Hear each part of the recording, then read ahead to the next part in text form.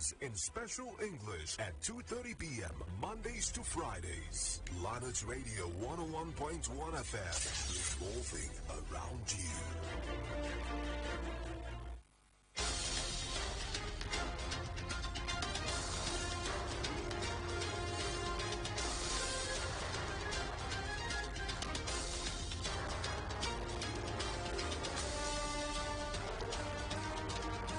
It's the news at noon. In the news, federal government plans nationwide animal vaccination to tackle anthrax. CBN to hold MPC meeting without Emefiele for first time in 9 years. IBOM Obedience movement marks Peter Obi's 62nd birthday. On the foreign scene, President Volodymyr Zelensky says Ukraine is ready to continue exports despite Russian exits from grain deal. And sports 2026 Commonwealth Games in doubt after Victoria withdraw as host. Details of this and more coming up shortly.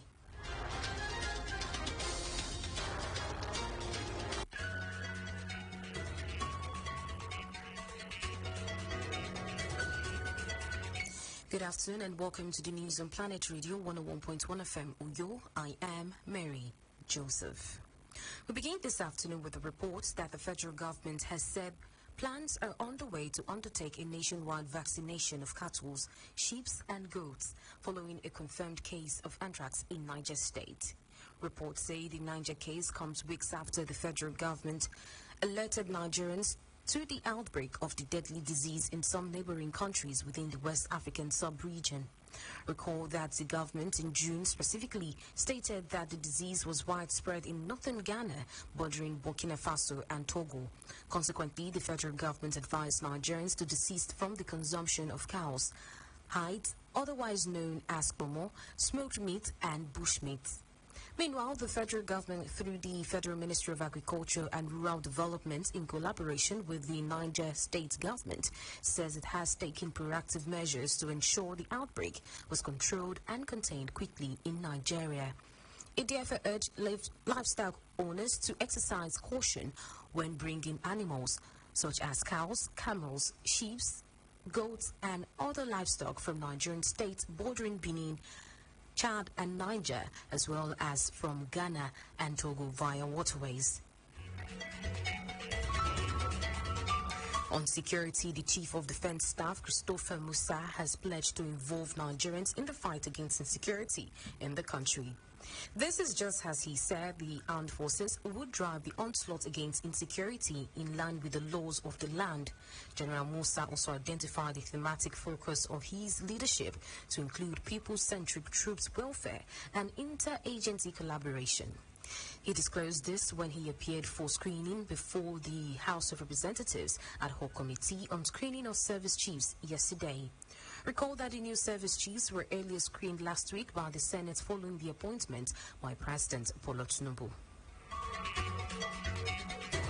Away from that, the Nigerian Midstream and Downstream Petroleum Regulatory Authority, NMDPRA, says oil marketers have commenced the importation of premium motor spirits, popularly known as petrol. This comes 7 full weeks after President Volodymyr's May 29 inaugural address, during which he declared that fuel subsidy is gone. The Chief Executive Officer of the Nigerian Midstream and Downstream Petroleum Regulatory Authority, NMDPRA, Farouk Ahmed, made the revelation during a stakeholders' engagement in Lagos, stressing that with this latest development, the monopoly of the Nigerian National Petroleum Company Limited comes to an end. The core member, Matthew Olonisaye, stated this in an interview with newsmen. Olonisaye said that the command will be embarking on weekly special patrol operations with special focus on offences such as overloading, failure to install speeding limiting device in commercial vehicles, driving and riding against traffic and other traffic offences. The sector commander therefore called on the general public to remain active and avoid any form of recklessness that is capable of jeopardizing the safety of other road users, but ensure adherence to traffic rules and regulations and promptly report any road incidents and other emergencies to the FRSC toll-free line.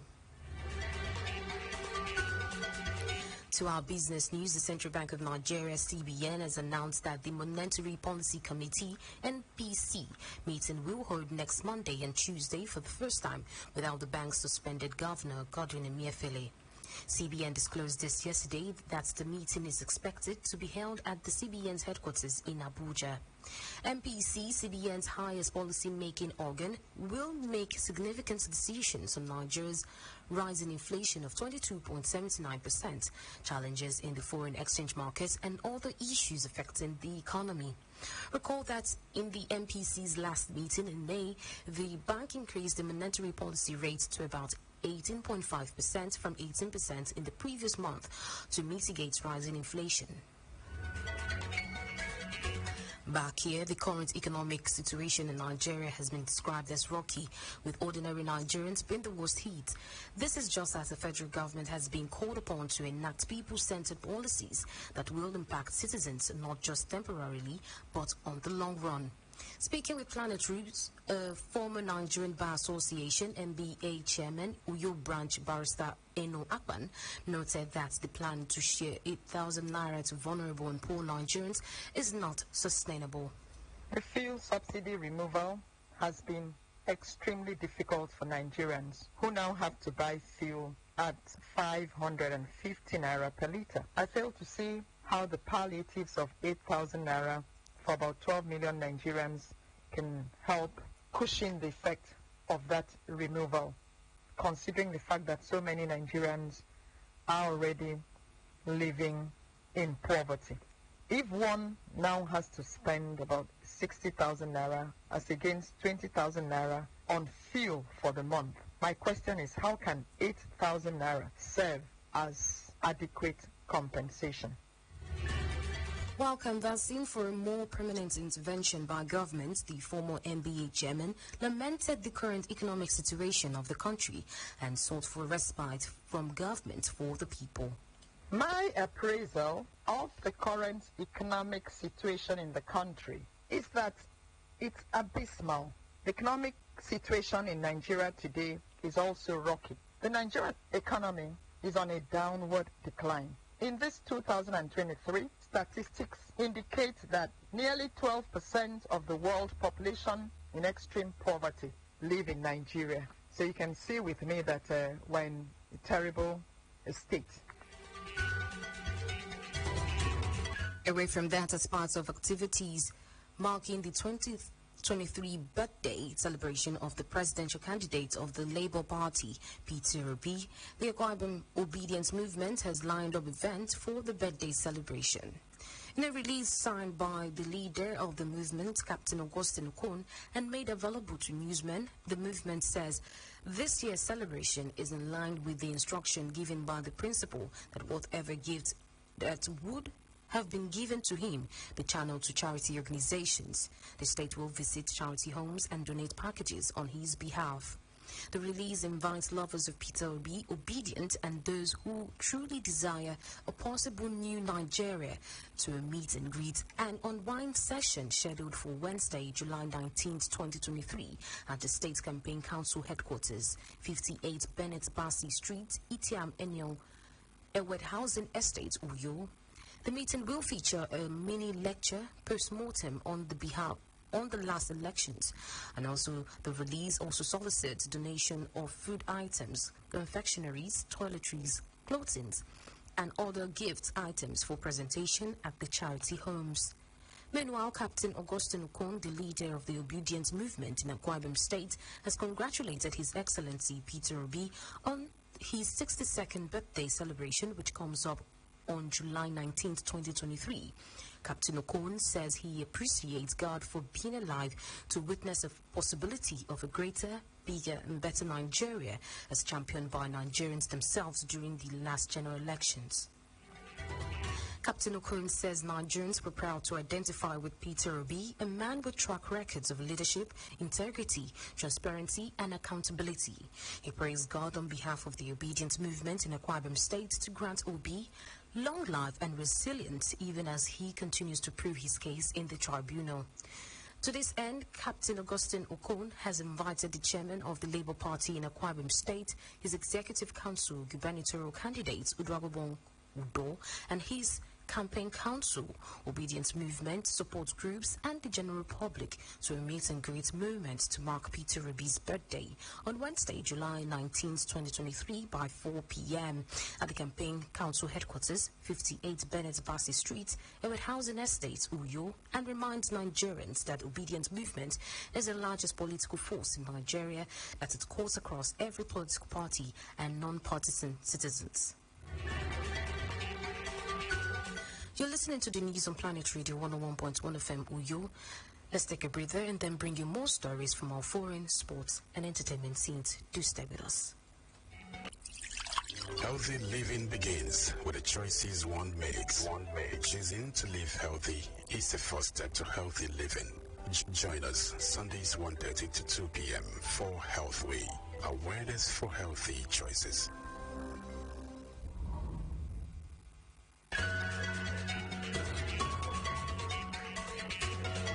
Many thanks for staying with us. Now, on the foreign scene, President Volodymyr Zelensky has said Ukraine is prepared to continue grain exports after Russia announced it was existing a landmark deal brokered with Turkey and the United Nations to unblock deliveries from the major producer. The agreement, which has enabled the export in cargo of more than 32 million tons of Ukrainian grain over the last year, expired yesterday.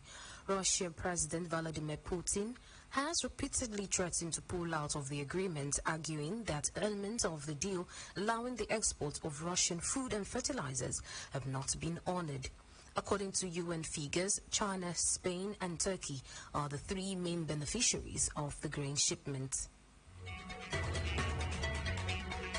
To sport, the 2026 Commonwealth Games are in doubt after the Australian state of Victoria cancelled its plans to host due to budget blowout.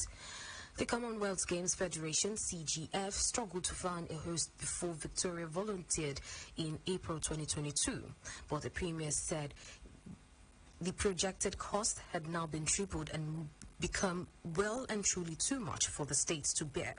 The Commonwealth Games are a multi-sport tournament that takes place every 4 years. They have only ever been cancelled during World War II. Still in sports, Leeds United are now owned by 49ers Enterprises after the English Football League formally approved their £170 million takeover of the Championship club.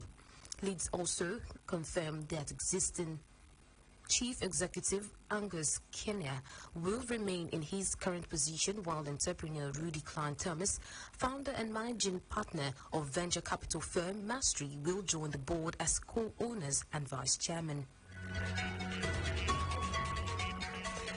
On the entertainment scene, American singer Taylor Swift now has more number one albums than any other female artist in history following the recent release of Speak Now. According to reports, the record debuted at the top of the Billboard charts, becoming the pop queen's 12th number one album and surpassing Barbra Streisand for the most among women. Reports say that for male performance, Jay-Z and the Beatles both have over a dozen number one albums, though Billboard notes it has changed its album ranking system over the decades to include anthologies. The organization added that Swift has also become the first living artist in nearly 60 years to have 4 albums in the top 10 at the same time. It's been the news on Planet Radio 101.1 FM Uyo, but before we go, a recap of the major stories.